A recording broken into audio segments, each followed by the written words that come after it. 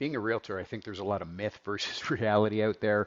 I think there's a lot of expectation out there that we all drive fancy cars and we dress in suits all day and we're all in an office. And especially for new agents, I think when they get into business, it's very glorified that you're going to work in these really nice posh offices, and many of them are. You're going to drive a fancy car. Friends and family and referrals are just going to fly into your space. You're going to be so busy you don't know what to do with yourself. I mean, the reality is it's not all that.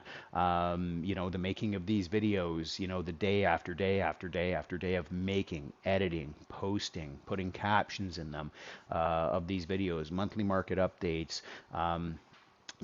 In previous years as a real estate agent, knocking on doors, any number of things that I've done in the past, and it's literally you do 1,000 of something, like 1,000 door knocks to get one deal out of it, right? And that's literally a statistic that's out there. So there's a lot more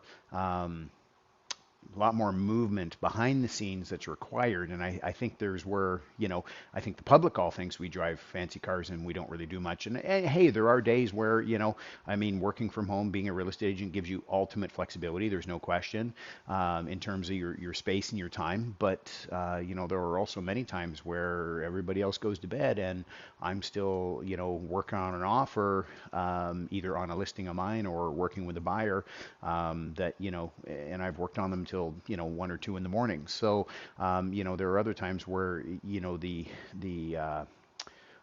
use of your time goes way beyond what most people would think acceptable. So certainly I think there is a lot of myth versus reality out there, or expectation versus reality as a real estate agent.